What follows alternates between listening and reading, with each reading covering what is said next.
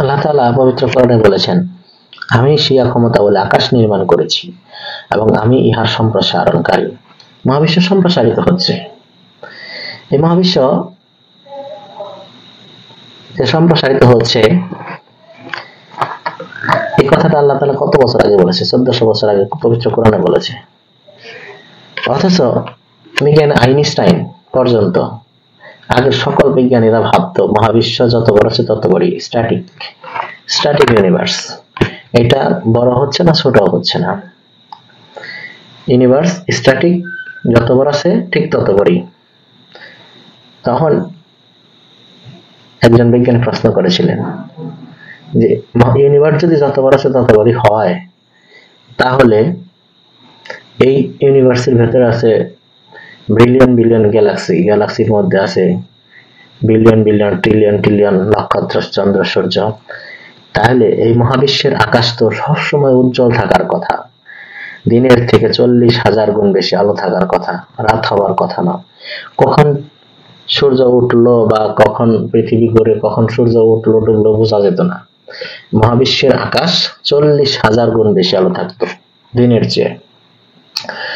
তখন তো বোঝা যেত না যে রাত দিন কিভাবে হতো। তখন এই প্রশ্নের উত্তর তারা পাননি, অলবার প্যারাডক্স, যে রাত দিন কিভাবে হয়, এটাকে অবিশ্বাস্য সত্য ধরে নিয়েছে, রাত দিন হওয়ার কথা নয়। এডউইন হাবল টেলিস্কোপ আবিষ্কারের মাধ্যমে দেখিয়েছেন যে মহাবিশ্ব, তখন তিনি দেখাইলেন টেলিস্কোপের মাধ্যমে যে মহাবিশ্বের যে গ্যালাক্সিগুলো আছে, গ্যালাক্সিগুলো একটা থেকে আরেকটা দূরে সরে যাচ্ছে এবং মহাবিশ্ব সম্প্রসারিত হচ্ছে। তখন মাইনা নিলেন যে হ্যাঁ, মহাবিশ্ব যদি সম্প্রসারিত হয় তবে ওই প্রশ্নের উত্তরটা পাওয়া যায় যে রাত দিন কেন হয়। মহাবিশ্ব সম্প্রসারিত হচ্ছে বলেই আর গ্যালাক্সিগুলো একটা থেকে আরেকটা দূরে সরে যাচ্ছে, তার ফলে অন্ধকার সৃষ্টি হচ্ছে আর পৃথিবী ঘুরছে আর সূর্য আলো দিচ্ছে, যার ফলে রাত দিন হচ্ছে। 40,000 গুণ আলো থাকার কথা, আলো কেন নাই?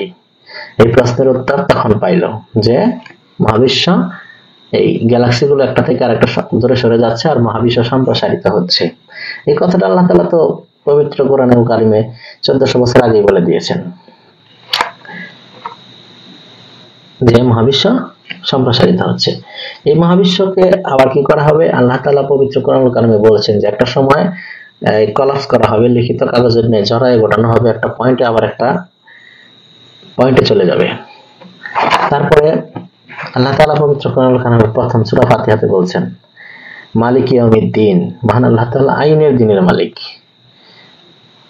আইনের দিন কোনটা? আইনের দিন হচ্ছে মহাবিশ্ব সৃষ্টির শুরুতে যে তিনি আইন ফিক্সড করে দিয়েছিলেন, যেটাকে আমরা ন্যাচারাল ল বলি, আম গাছে আমি ধরে আম গাছে জাম ধরে না। এই মহাবিশ্বের সৃষ্টি, মহাবিশ্বের যে ইনিশিয়াল কনফিগারেশন সেট করে দিয়েছিলেন, সেই আইনের দিনের মালিক আল্লাহ। এই মহাবিশ্ব যখন আবার কলাপস করবেন তখন আবার নতুন করে কিছু আইন সেট করে দিয়ে আবার পুনরায় প্রথমবার যেমন সৃষ্টি করেছিলেন মহাবিশ্ব আবার সৃষ্টি করবেন। সেখানে আবার 7টা স্তরে বিন্যস্ত করবেন, 7 স্তরই হবে 7 স্তর দুজক। কারণ আল্লাহ তাআলা পবিত্র কোরআন কারিমে বলছেন যে যারা দাঁড়িয়ে বসে শায়িত অবস্থায় আসমান এবং জমিন সৃষ্টির বিষয়, জমিন বলতে মহাবিশ্বের ভাসমান সবকিছুই জমিন, গ্যালাক্সিগুলো জমিন, আসমান এবং জমিন সৃষ্টির বিষয়ে যারা চিন্তা এবং গবেষণা করে তারা বলতে বাধ্য হয়, হে আমাদের পরওয়ারদিগার, আমাদের জাহান্নামের আগুন থেকে বাঁচাও, জাহান্নামের আগুন থেকে আমাদেরকে বাঁচাও।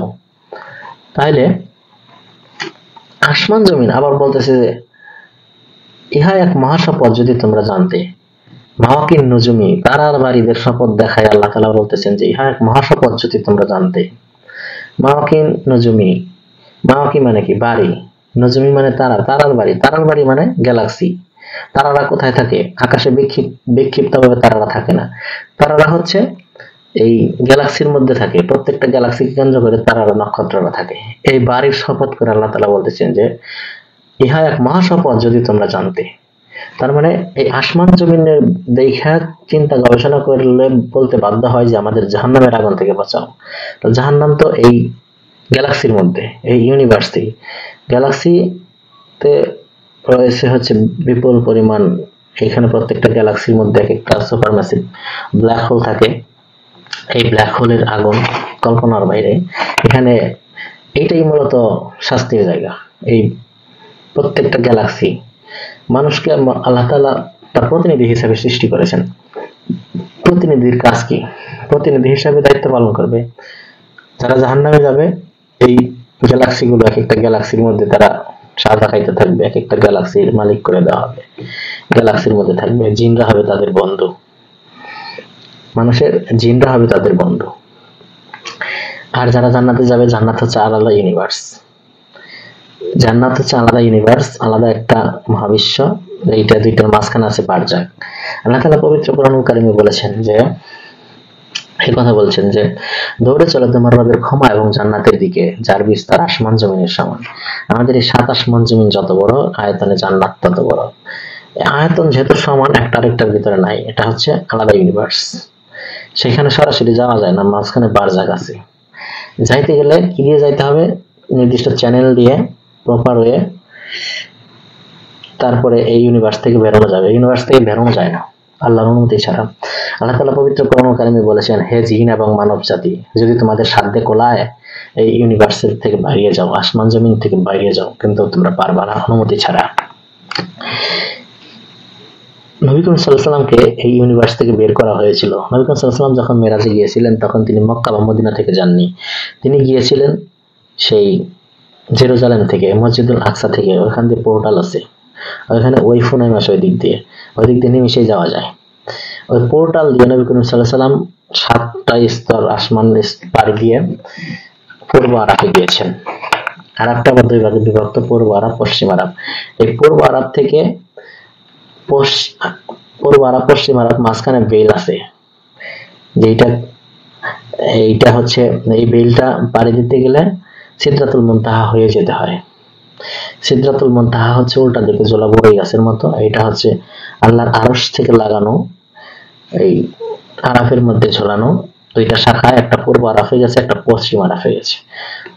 তো ওই সিদরাতুল মুনতাহা হয়ে তারপরে হচ্ছে পূর্ব আরাফ থেকে পশ্চিম আরাফে গিয়ে, তারপরে পশ্চিম আরাফের নিচে হচ্ছে জান্নাত।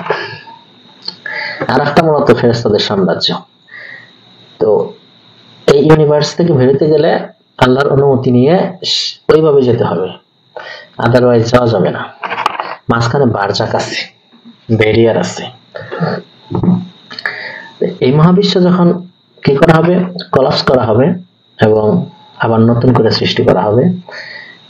সে সময় বিচার কার্য সম্পাদন করে আল্লাহ তাআলা কিছু মানুষকে এখানে রেখে যাবেন, ভুলে যাওয়া প্রতিনিধি হিসাবে ফালায় রেখে যাবেন। আর কিছু মানুষকে আল্লাহ তাআলা উদ্ধার করে নিয়ে যাবেন জান্নাতে। এক একটা প্ল্যানেট দেওয়া হবে, যারা সবাই এক একটা প্ল্যানেট পাবে। প্রত্যেক আদম সন্তানই একটা করে প্ল্যানেট জান্নাত পাবে। সবচেয়ে ছোট বেহেশত হিসেবে পাবে 10 দিনের সমান একটা জান্নাত। প্রতিনিধি হিসাবে মানুষকে সৃষ্টি করা হয়েছে এই এই স্পেস গুলো, এই জান্নাত এবং এই জাহান্নামের যে প্ল্যানেট গুলো, এগুলো পরিচালনার দায়িত্ব থাকবে তখন মানুষের এই জীবনটা হচ্ছে পরীক্ষার জন্য। এই পরীক্ষাতে যারা ভালো রেজাল্ট করবে তাদেরকে জান্নাতে পোস্টিং দেওয়া হবে, যারা খারাপ রেজাল্ট করবে তাদেরকে এই আগুনের এই শাস্তির জায়গায় রাখা হবে। তখন হবে আল্লাহর দায়িত্বপ্রাপ্ত প্রতিনিধি। আমরা এখন আল্লাহর প্রতিনিধি, তবে দায়িত্বপ্রাপ্ত না। আমাদের পরীক্ষা চলতেছে। পরীক্ষায় ভালো করলে জান্নাতে দেওয়া হবে, আর পরীক্ষা খারাপ করলে এই 7 আসমান জমিন এইখানে দেওয়া হবে।